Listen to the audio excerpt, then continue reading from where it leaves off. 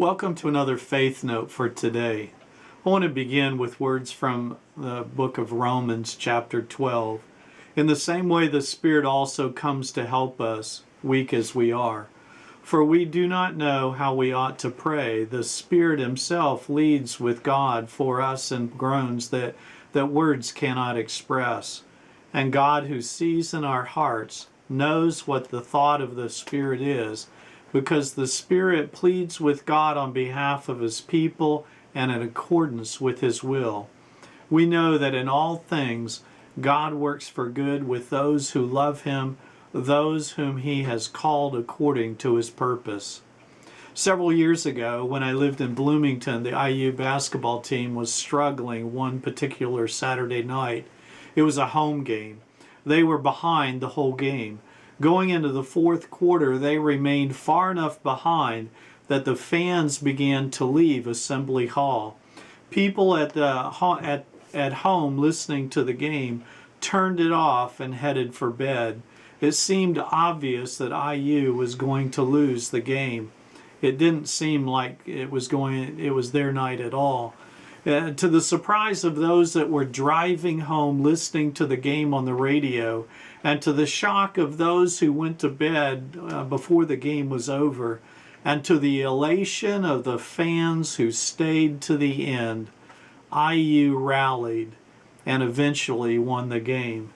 It came as a complete surprise to everyone, especially for those who woke up Sunday morning discovering that they had missed out on an amazing win. Those who watched the game to the end raved over what they witnessed. You know, life is filled with twists and turns, ups and downs, valleys and mountaintop experiences. Sometimes it feels like the outcome is all but etched in stone as the world unfolds around us. The unexpected can set us reeling, stealing our hope and our confidence when things are not going well. When a pattern of challenging situations causes us to lose heart, we can feel overwhelmed. In those times when life is beyond our control, it would be nice if there was an easy fix.